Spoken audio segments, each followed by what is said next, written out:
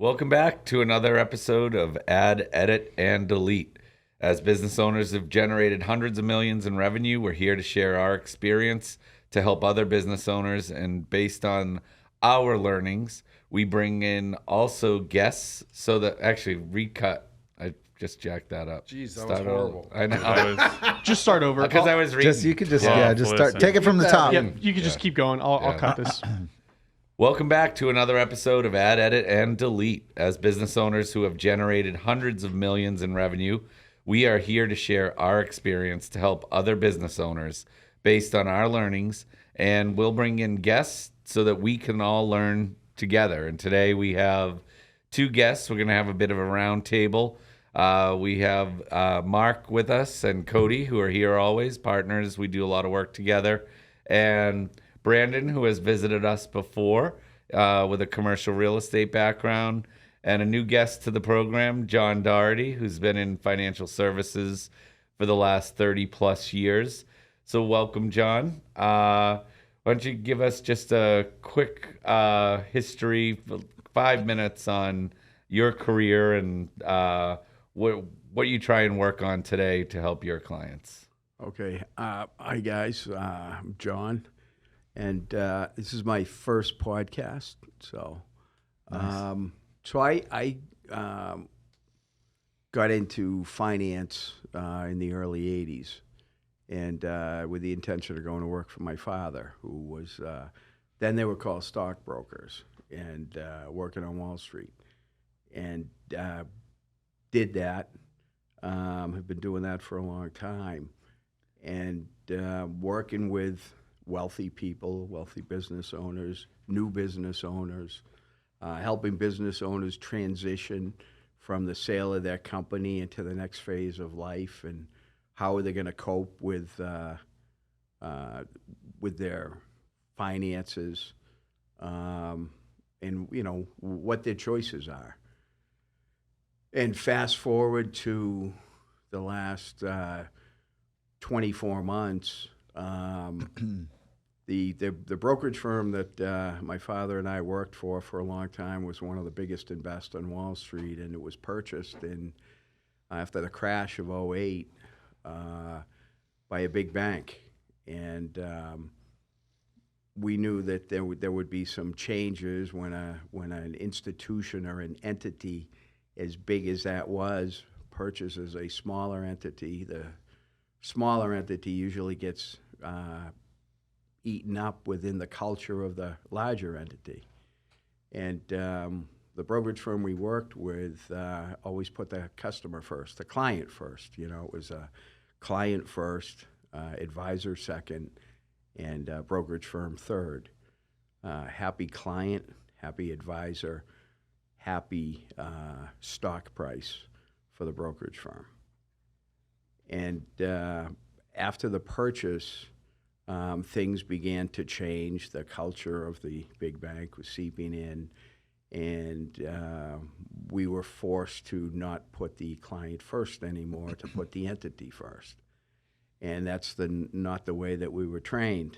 And it became cumbersome, a big time suck for a lot of wasted time and energy, and you never felt like you were really accomplishing something. You weren't helping people.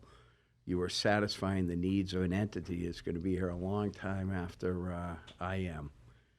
So, my passion is helping people, and helping families, and helping them reach their goals. So about 24 months ago, dawn broke on Marblehead, and I realized that this is not how I want to spend the rest of my career. My father worked in this business till he was 82, and experience really, really helps. Having lived through a lot of ups and downs in the market since the early 80s.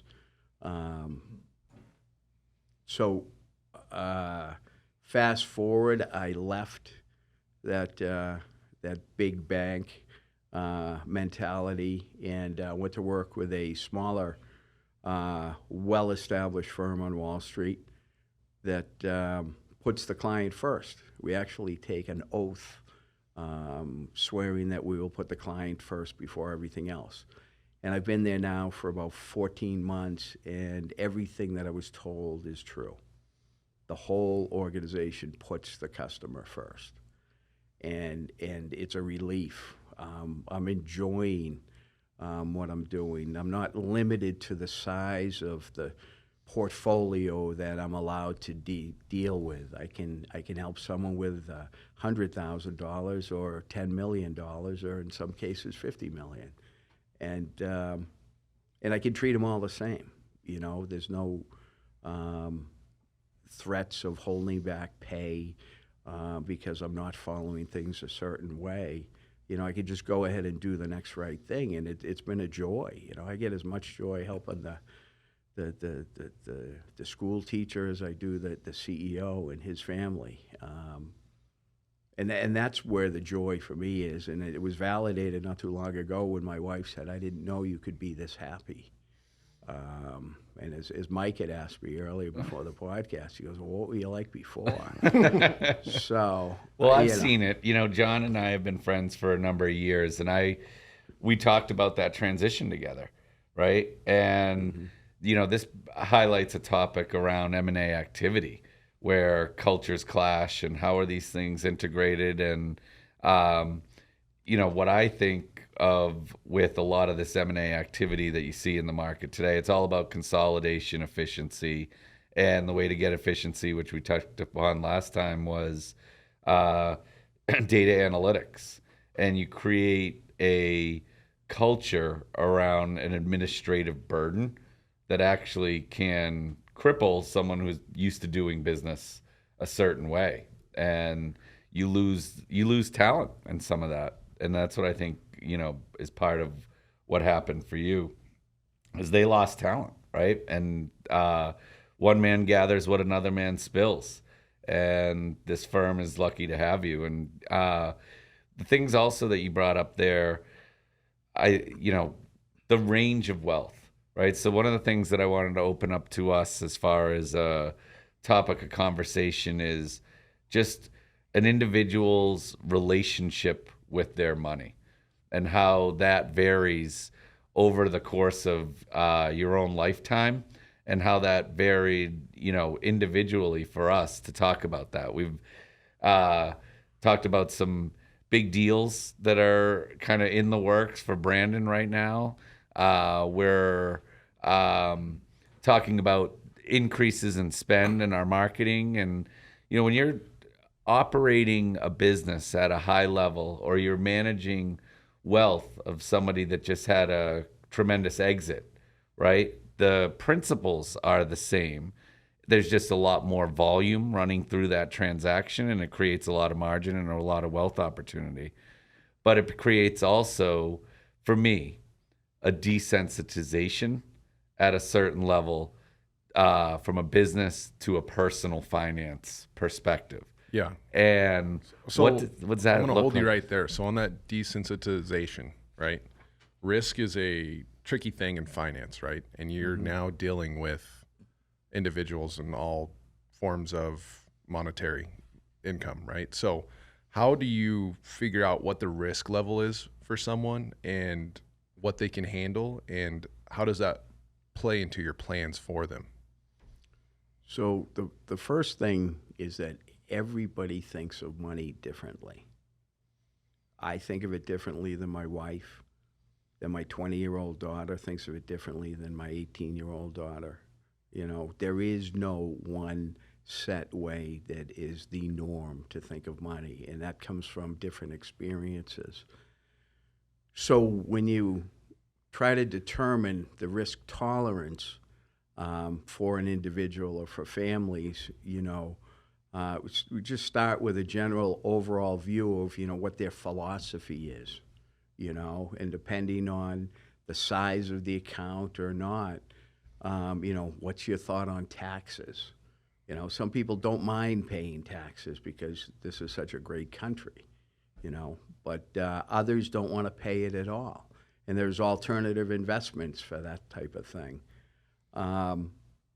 there's certain risk tolerance questions that we can ask or we can identify with, and then that will allow us to put them in either a conservative or moderate or aggressive portfolio, or it might be a combination of all three.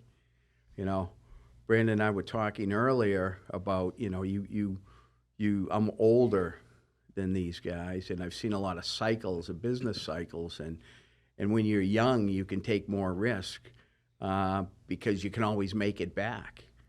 And that's a good thing, but you always want to take care of your family too, so you want to have different silos of wealth. One's the conservative silo that your family's always going to be taken care of. You're going to educate your kids, hopefully.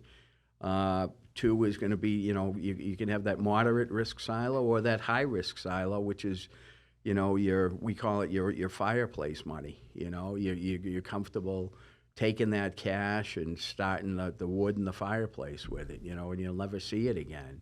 And you can get high returns on that. This is what we call the risk reward ratio. And, the higher the risk, the higher the reward. The no risk, the no reward. A client of mine's wife was bragging how she hasn't lost any money in the last 10 years, and he gave her a bunch of money, but she didn't have it invested. Well, inflation is up. $1 million 10 years ago, uninvested, is only going to get you $700,000 today buying power because of inflation at 30% or whatever it might be. But in her mind, it's like, I didn't lose anything. Well, in somebody else's mind, it's like, you can't buy as much as you could have then. But she doesn't see that. So you have to gear those questions towards each individual and just make sure they can sleep at the end of the night. Yeah. Do you have any tricks up your sleeve to keep these to keep their hard-earned cash safe? Yeah, well, it's not so much as tricks as choice. U.S. Treasuries were out of favor before last year when the rates went up, I think, 9 times or 10 times. Now Treasuries are paying 4%. And that's the single safest investment that you can get, the U.S. Treasury or notes. Most of the countries, Japan, Russia, China, they have trillions invested in U.S. Treasuries because there's no place else safer in the world, And then you can branch it out from there. Do you want to go out with, municipal bonds or tax-free? And those are relatively safe. They weren't issued for the last 10 years, and now they're becoming popular again. Bonds are starting to become popular again. It's just experience. If there's any tricks on Wall Street, run. It's because there aren't any. And find someone that you trust and someone that is going to look out for your best interests, not that they have to look out for the corporation or the big box bank that they're working for first. And I guess that would be the trick. I guess is find someone that cares for you.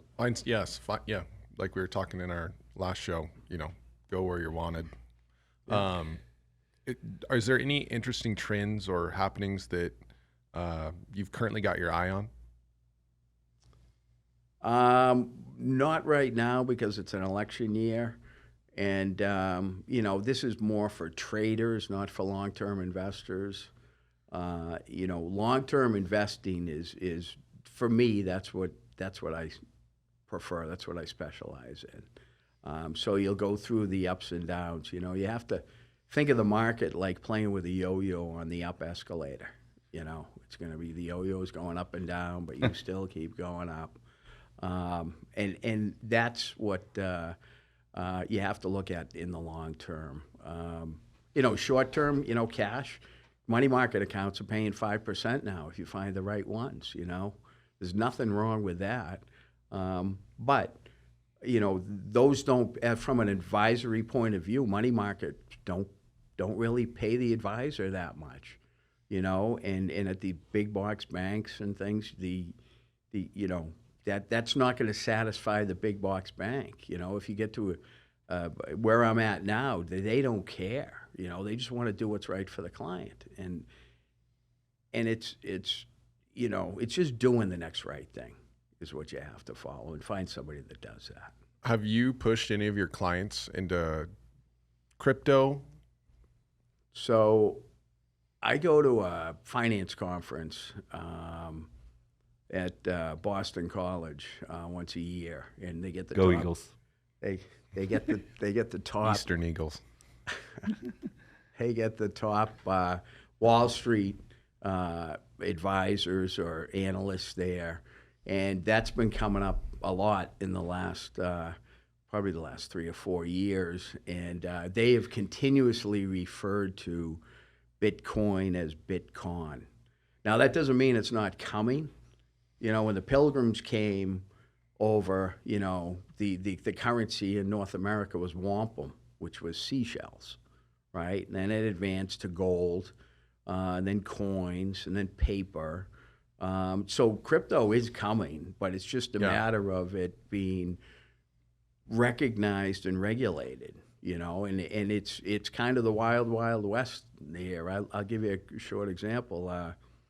One of my friends who's worked in Wall Street for a long time, he's responsible for another company, and his son got involved in Bitcoin, and he bought $10,000 worth, and it ended up going up to $180,000.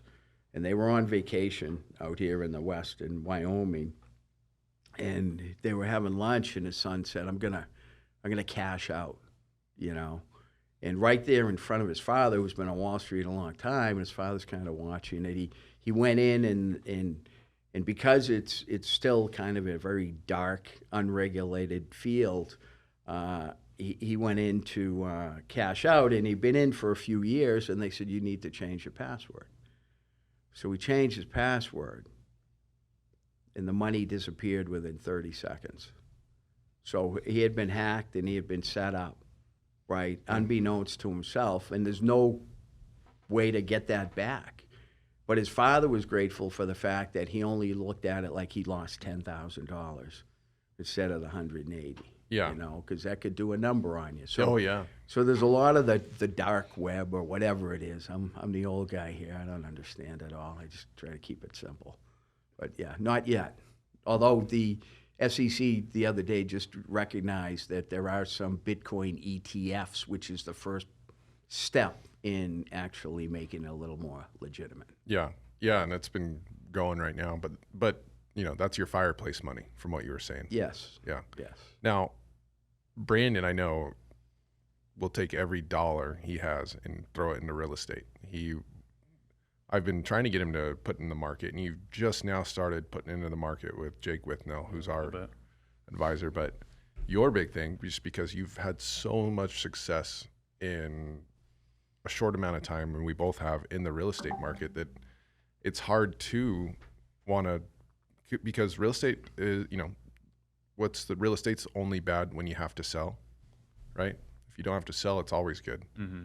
So I know you're big on just putting money into real estate because you've learned and created a vessel, right, through 1031 exchanges and a cash vessel to grow wealth that way as well. Sure. Yeah. I mean, there's a control aspect on it. It's all on my shoulders.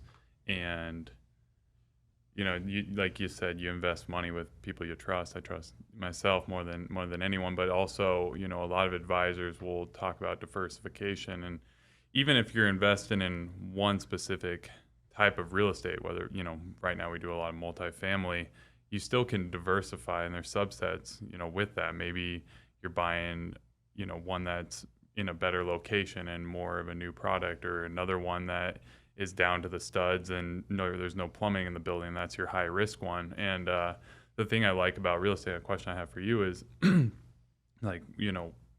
risky deals are those, where you walk into a building, the roof's leaking, there's, the copper's pulled out, there's no electricity service to the building. You're like, this is a lot of risk. There's a lot of moving factors here. However, you can mitigate some of that risk by rolling up your sleeves and watching the trades do the work, making sure that everything keeps to a schedule, and you can control that risk to a certain degree. There's surprises, and you try to bake that into your pro forma. but you can, like I said, you can mitigate that risk through hard work, through attention, through to detail, and just staying on top of things. So, for you talk about long-term and conservative, but also, the high risk, high reward. Is there a way in the market, and this is also why I haven't jumped in the market, because I'm at the age where I'm trying to get pops, I'm trying to build wealth pretty quickly to then where I can put it in towards a conservative and forget about it and it's going to be okay. Is there a model, in what you do where you can take a high risk opportunity and mitigate that risk through, alternative factors? There probably is, because if there isn't, Wall Street will invent something to do that. When things are slow, you can hedge your bets. Whether it's through an option strategy for a high risk stock that like a Bitcoin stock that you're not sure how it's going to go, but that's providing that there are options available for that particular high risk. And because it's all is heavily regulated. The biggest thing that you could do yourself or with your advisor is, in the financial world, diversification is insurance, right? Now, whether that's within an individual portfolio, and the more diversified you are, the more holdings you have, the less of a return you're going to get. But you're also not locked into one sector or one specific stock, but on the flip side, if you invest in individual stocks, you're going to get the highest rate of return. That's what Warren Buffett does, and a lot of other people. So that diversification in today's world now even includes diversifying from your financial institutions. All right, in 10 years ago, it would be every advisor wants to have all of your assets under management in their shop. And I don't recommend that today, having seen what I've seen occur multiple daily times through that big box bank that I'd worked at since, the last 10 years. It was always hacking, and stealing of identity theft. And I've seen complete accounts just shut down automatically because that big box bank or that large financial institution is freezing your accounts. And you have no access, you have no control over whether they can do that or not. That's the reality of it. So if you should have multiple financial institutions. And the one I work for now is a little bit under the radar from everything else, but it still gets hacked. So when somebody asked me, should I move everything to you? The old answer was absolutely. But today it's like, no, keep it separate. For me, it's 3 different institutions, 2 with my investments, and then I have a third bank. A local regional bank, that allows me that. So it's kind of a long-winded answer to your question, but you just got to be aware of it and have somebody watch all of that for you. Sure. Yeah, I mean, like right now, we're pretty heavy in what someone outsider would look in and say, like, those are very risky positions. Risky, investments. And a lot of people are like, oh, I don't have the stomach for that. And it just feels like At first it was really hard. risky. Yeah. Mm-hmm. Uncharted waters for me, but I have cash and I trust Brandon, and I've done really well putting money with friends that I played college football with. And so we did take a lot of risk that I don't know if a lot of people would have taken that risk. I don't think so either. But the backing to that is it's like when you with high risk situations, there's going to be problems that come up. But you keep talking about this trust with your advisor, or whoever you invest money in, and it's like, how many flights did I take out, and then how many hammers did I swing, or like just how much monitoring did I do to hopefully mitigate some of that, some of that risk. It's like your partner in things. You invest with people who are willing to kind of be in it with you, or who would do it themselves, sort of thing. Yeah, and that and for me at the time, that was my fireplace money. I bouncing from East Coast to West Coast, opening up shops, and where do I put this money? Brandon would dig up a deal, and hey, let's get in on this, and we did, and it's. No, I'm but glad you would also socialize those deals, right? When you talk about whether or not, where was the risk tolerance, you would socialize those opportunities, and people weren't jumping in with you. Yeah, right? I asked a few people, and they wouldn't. And you know what? I'm glad they didn't. Yeah. 'Cause now we have a heck of a portfolio at age 32. Like, my goal was always to be a millionaire at 30 years old. Be a millionaire. Well, now I'm at 32, and we're both multimillionaires. At 32, not a lot of guys can say that we went to school with. I know there's a lot of people out there that are that, but we did it with nothing. Not our community. Yeah. Yeah. And that risk that you took helped you get there. The higher the risk, the higher the reward, But as you get older, you got to kind of step back in that a little bit, Yeah. You don't have to, but it's probably a good idea because you never know what's coming down the road. It's a great idea. Yeah, you don't know. Nobody knows. And usually I think if someone tells you they do know, that's when Ron. Run. Or if it's easy, yeah. It's too Get easy. out of there. I Yeah. mean, investments do a number on on everything. It doesn't just it's not just your money out there. It's your mind, it's your attention, it's your, physical being, it's your family. It can really pulls on everything while your money is out there. And so to your point, it's really good to have, this is my family money. If nothing's ever going to happen to this, and this is my investment money. I'll spend every single dime of this. And if I lose it all, then it's not, no one here is going to know about it, or no one here is going to be affected by it. When we were sprinting like that in our late 20s, there was a lot of blending, because we talked to each other and we're like, if we lose all this, it's okay. We're going to just do it again. And so, yeah, there's the stress on family. There's the sleep deprivation. There's the pull on your physical. Like, I'm not working out because and I'm not eating because I'm over here. I'm on flights, and it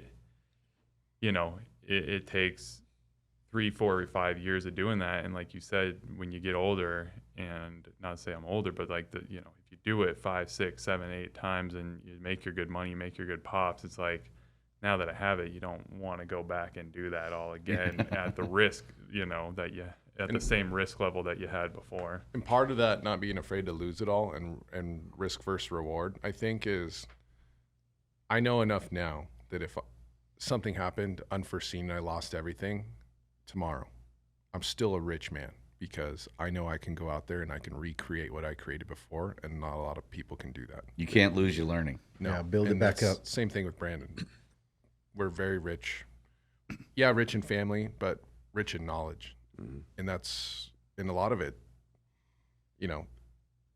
like you were saying, the Dana White thing, there's a lot of young people, they're on their phones, they're playing video games, they're not out there risking it. I think COVID messed a lot of people up, afraid to go outside, all that. And that's where my generation, I'm going to take advantage of that and try and Context, right? That's where we talk about context and taking advantage of that opportunity.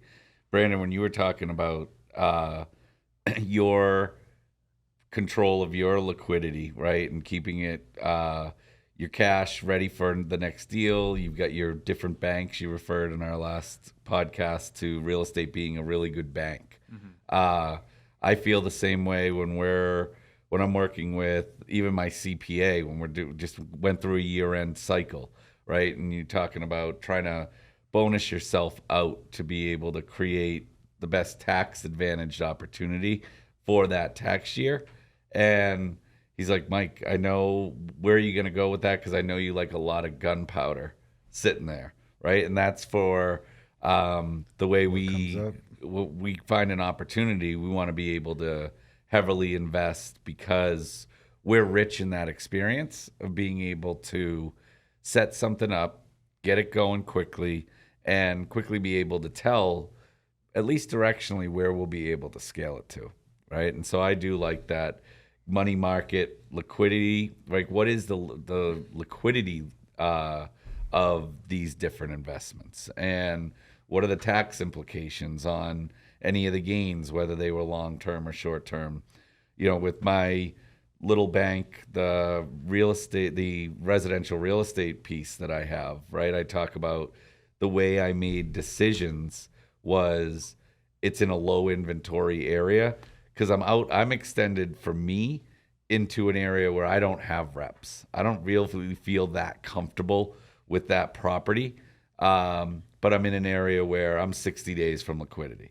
And what I'm managing expectations on with that liquidity is, okay, now I'm going back to taxes, right? I want at least a 2-year hold to make sure that I'm not getting a short-term capital gain hit. Then after that, you evaluate there. So you set these time horizon is huge, right? So we always look at where we're launching a business, this property, what's the time horizon that is controllable, that you can make decisions around, and what's a realistic expectation. And then we talk about you make the best decision that you can with all of the information you have at that time. You get to that next decision point with more information. Did it work better than we thought? Work not as well? Did we get renters at the demand rate that we thought we'd get them or not? And you have to be continually evaluating and innovating on those decisions. Yeah, absolutely. I got a question for you, because you brought up president election. I read where since World War II, I believe, every year that a president has sought after a re-election, that the S&P 500 has gained significantly.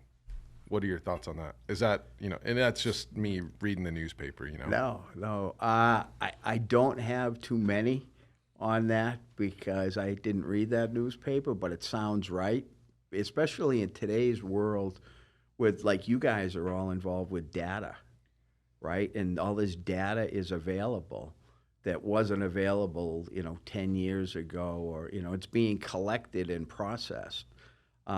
So, it doesn't surprise me that that's the case. But there's so many different variables that, it may or may not happen. I stay away from politics in my job or my position. I personally am an independent and just vote for the best person. But yeah, I'm sure that is correct. But to place a bet on that, that's the S&P 500. You've got 500 stocks in there. That's a well-diversified, slow-performing portfolio that is the benchmark for most investments, and it's not a bet. And anybody that's getting involved in the market early on, that's what they should be invested in until they accumulate, 200,000, 300,000, 400,000, and they should probably reach out to get someone who can diversify the account more to their own personal comfort level. A little more risk. Well, maybe, might be taxes, might be, if it's most people, it's in their 401ks today. And you don't have to touch your 401k until right now, I think it's 73. All right. Then you have to take it out. But there's Roth IRAs, which are all tax deferred. Everybody should be opening up a Roth for their kids as soon as they're old enough for it, because that's all after-tax money, and it's all tax-free on the appreciation, and then it's more importantly, it's tax-free on the distribution. What age can you open that up for your kids? I think it's going to depend on your independent state. I'm from Massachusetts, and it's 18 is what I go by. Okay. And it's a no-brainer. And you won't be here when the kids start taking that, but they'll be thinking about you because it's going to be, tax-free, and they'll be saying, thanks, Dad. Yeah, awesome. So. Nice. I got a question. So where I grew up, there was 2 farmers and big-time farms in Hermiston, Oregon. And, they created a college fund for the other farmer's kid to, I don't know if they had to apply for it or whatever, but they'd put money away and then they'd pay for their college was paid for. I don't know anything about it. I haven't looked into it. Maybe it's just a rumor, but have you seen anything like that where, if, my partners have kids, is there something where we're making money, we can put money away that's non-taxable to create some sort of a tax shelter where I can, create a college fund for Mike's kids, Brandon's kids, to go to college? I think he's talking about the foundation play. Yes. Establishing an educational foundation. Yeah. Is there a tax play there? Does it make sense to do When something you do like a foundation, right, where you've done that when there are large exits for Right. business owners. Right. A lot of times, one of the main tools in the toolbox there is establishing a foundation. Right. And that's the easiest and most simplest way to distribute your wealth if you don't want to give it to the government, or you could give it to the government too, but that would be the simplest way to do it. And then you can write checks directly from the foundation to the educational institutions. That must be why most athletes, right? That's how you see press about this foundation, that foundation. They all have foundations. And really what it is you have unilateral control on where the distribution of those funds happen. Yep. And those foundations are set up in non-taxable states, or No, it would. You could set it up wherever you want, and there might be taxes paid on the foundation. I mean, you'd have to bring in an attorney at this point. yeah, And probably CPA, because when you get to a certain level, you want to get as many brains around the table as possible to make sure you're not missing anything, because legislatively, this whole world changes on an annual basis. So you want to have someone who's up to date on all the new laws, someone who's up to date on all the new financial laws, on my from a CPA perspective, there's black and white and there's a lot of gray. But on the financial laws, if they're ever changing, is there where you're grandfathered in, or are you subject to that change? And then is there any gray area to operate? Gray area to operate. There's always gray area. Listen, I like the gray area accountants because they're the ones that push it to make the government work. There's always a gamesmanship, might be another word for the gray area. Yeah, that's great. Because that's a big part of what we do in our business. I'd give a background story here. When we were in college, we're all finance and accounting majors, and I had to pay for my own college, so I had my own painting contracting firm, and we'd work for these property management companies, and we got sent to work in the IRS office. It was a stealth office that nobody knew about, and this was the late 70s, and everything was paper then. And we're all in painting clothes, and they were talking very freely about their frustrations being assigned convicts and alcoholics to collect taxes from when they don't have any. And the filing cabinets were filled that we couldn't even move the cabinets. They were so heavy, so we would just paint around them. But we got an education listening to these guys as business majors, and I kind of forget where I was going with this, but I don't know, I just lost my complete train of thought. That's all right. But yeah. it brought back a lot of memories, good and bad, which I probably shouldn't share. But, no, I mean, that, I guess getting back to the gray areas, there's always things that you can do if you have the right accountant, if you have the right attorney, if you have the. Yeah. I'm not a black and white guy, because this world is not black and white. What's one of the coolest things that you've been able to do in your career? It's stealth philanthropy, by far. There was a family in the Northeast who they started this computer company. They were very, very successful. It's no longer around. But one of the daughters, she had come in, and it was sort of before donor advised funds, which is another way to meet tax requirements to give your money away. But she would ask us, and I was not working on Wall Street yet. I was in college, but I've continued the practice with wealthy clients, and they would say, look, we have $50,000 that we want to give away in $10,000 increments.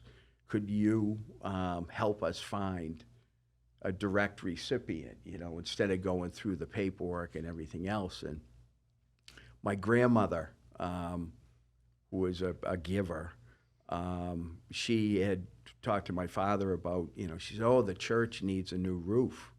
It's like, well, how much is the roof? And so it was, $8,000. So my father told my grandmother, to go tell the church that, you're going to get the roof paid for. And my grandmother didn't understand Wall Street or anything, and she thought maybe my father lost his mind.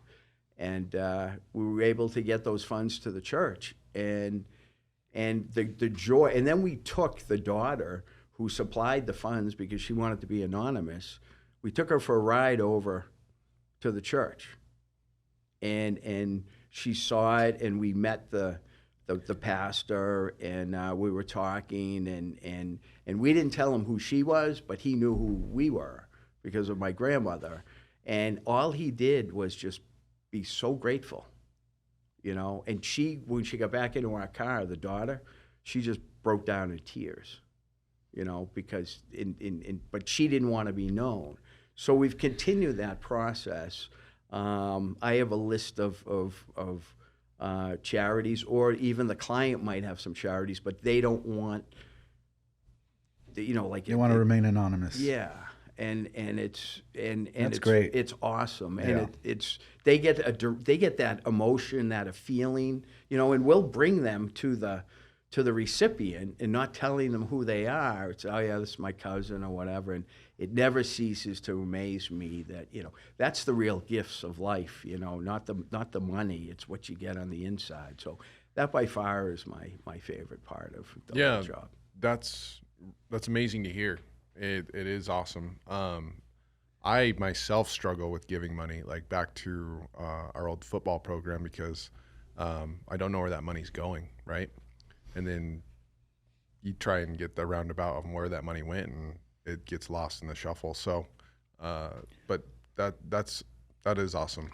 But that's also like part of that personal relationship with money, right? There's been times in all of our lives where $8,000 was literally would be the biggest scratch ticket hope that you could ever hope for. That's going to change my life. That's going to get me out of debt. This credit card, I need a flight for here. I'm going to go on vacation. All these little incremental things. $8,000 is life changing. And then when you have an accumulation of wealth, it's just dollars on screen today, right? And what am I going to do with it? Once you've managed to a certain lifestyle that you're comfortable with, I think Joe Rogan says, once you have enough money to kind of go out to dinner whenever you want, wherever you want that night, like you've kind of accumulated enough wealth. Or John and I'll joke, like I'll talk about, then I need this. I have a 13, 10-year-old kids, 3-year-old daughter. Then I'm 15 years away from college starting for her. And I can be catastrophizing like how I'm going to be able to help my 13-year-old, not my 3-year-old, and how do I control that aspect of my finances? And it's like, do you have enough money for dinner tonight? Then you're all set, right? And that's about that inside feeling you're talking about. Mm-hmm. Being able, I'm much better at the dinner table with my daughter, being present about the fact that I'm sitting there with her at around a table and happy for today than I would be if I'm sitting there in my head or I don't come home, because in my head I've rationalized and justified, if I work tonight until midnight, I'm going to fix this 15-year from now problem that I've manifested in my head. So that difference between the relationship with money and the relationship with people is something that is ever evolving. And we were gambling last night, right? And we hit a great run. We had a roller that made us all some money. And I turned to Robert as we were cashing in. It was up $500, right? Which is great, right? I came to Vegas all the time from San Diego, and that would have paid for my whole weekend. And I was just like, we got the 500. I'm like, what am I gonna do with this, right? Like, it's just like that. Chump change. It's fascinating to have the context of the value of money to an individual in a moment in time, right? Yeah, you're absolutely right. And and one reason why I'm big on this Add, Edit, Delete podcast, because people get lost in social media and things they see, and a lot of it's fake. It's a facade. Mike and I have uncovered people like that. Brandon and I have uncovered people like that put on a persona that accumulating wealth is easy, and it's not. It's not easy at all, and it's not quick overnight, and it's a process. And I think that's important to get across to anybody who listens to this and anybody young, because anymore on social media, you don't know what's real and what isn't. So there's no one that, where I grew up that's telling me, go see a financial advisor, right? What do you do once you get money? I don't know. My parents were farmers, right? They were good with their money in real estate, and but they didn't have anybody out where we live. So what would you say to a young entrepreneur that's starting to carve out a little equity for himself, starting to make a little money on talking with a financial advisor, especially when anymore it's a do-it-yourself kind of atmosphere on social media, at least for me, from what I see across the board? Well, I'll actually contextualize that maybe a little bit more. Yeah. When we started to grab some cash, you had advice that I only heard recently that was save it all until you get to $100,000, then start to think of what you're going to do with it. But just save your first 100, then come up with a plan. I'd be curious your reaction to that type of advice, or how you might think of it differently if someone's has a roadmap of even accumulating an extra 10 grand a month, right? Because lifestyles met, they're not extending a lifestyle. They've got a time horizon that says in a year I'll have 100 grand, but it's going to come in $10,000 increments. Would it be just get that first 100 saved, or would it be let's play with this a little bit differently? So I just want to back up for a second when we're talking about wealth and accumulation, and then we have it. One of the things I have to remind my clients is that there's no luggage racks on hearses. Can't take it with you. Yeah, that's great. But moving into this part of accumulating wealth, I was brought up in the actually I was brought up in the world of work, save. I'm teaching my girls now, it's work, save, invest, right? Because you're your own financial person for your whole life. You can't depend on the government. You can't depend on Social Security. You can't depend on anything except your own investments and your own knowledge. So as far as accumulating with that, wait till you have 100,000 and then invest it. You can have what they call dollar cost averaging investing, and there's access to a lot of commission-free investments today. And what I would suggest is to definitely work and save, and then you're not going to want to invest 100% of the 100,000, because cash is always part of a portfolio, and cash is liquid. You don't want to have something illiquid, so in case you run into an emergency. But just invest into the S&P 500, because eventually anybody with a 401k or a 403b or a Roth is going to be owning stocks, bonds, and cash. So the earlier you can have an experience with that, the better off you are.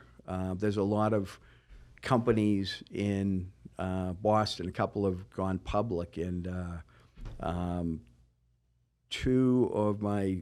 of my friends, his two children who worked at this company that just went public, and because it's a local bank, and they had accounts there, so they were entitled to friends and family of the IPO.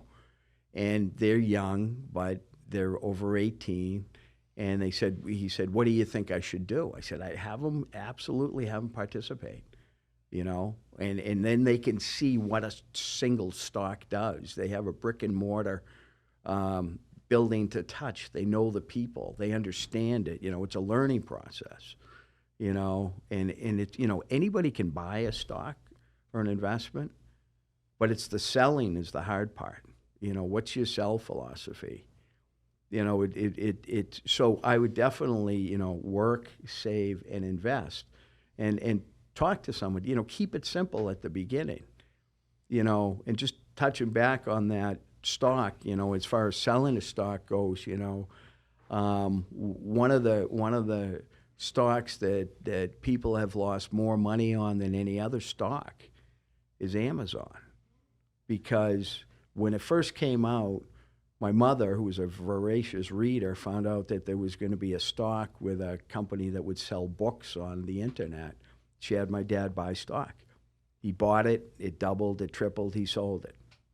Then he bought some more, doubled, tripled, he sold it. He didn't hold on to it.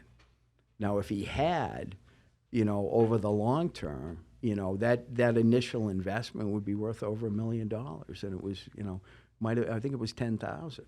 But that they lost money on Israel because they didn't hold on to it. But that's hindsight.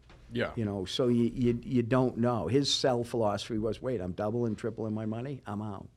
So when you say that the most money that was lost was through Amazon, is because they sold too early. Because they didn't hold on to it. Right. Stick and stay is another strong philosophy. Right. That's my philosophy. Stick and stay. Yeah. I'm not selling anything for 10, 15 years down the line. There's another philosophy too, is where you take out your principal and let the house money ride, But it's a sell strategy. So, Do you have any good books that someone that's wanting to dip their toes into stock trading should read? I've personally, from the guy who told me to save up my first $100,000 before I do anything with it, he told me to do that just so I had nobody can tell you anything at that point, right? You want to quit your job, you want to go do something, you have the financial backing to do that. But the book he had me read was Reminiscence of a Stock Trader. And it was from 1923. It's this guy.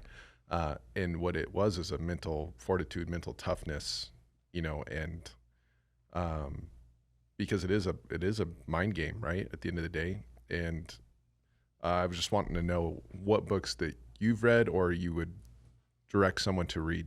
Sorry, so you're talking about trading. Okay. Trading, No, anything in general. But Yeah. there's a difference between trading and investing. Correct. And traders, and I know traders, but as far as a book goes, there's a book by Peter Lynch. I can't think of the name of it, but it's basically invest in what you know. And he's a legendary investor that traded for the Fidelity Magellan Fund, and he's a wonderful human being. I have problems investing in biotech because I don't understand it. But there's a lot of money that can be made in it. There's a lot of money that can be lost in it. But as far as trading goes, trading is a very high pressure, highly focused trade. And there are not a lot of older traders because they get burnt out. They have to follow things on a daily basis, an hourly basis. It's in and out quickly. And that's fine, but you talked about the toll of investing and the traveling for the real estate, Brendan, and not eating right, and it takes traders are a mess. from day one. And I learned that early on. You know, if you watch some of the CNBC, which I watch daily, but a lot of that information is geared towards traders.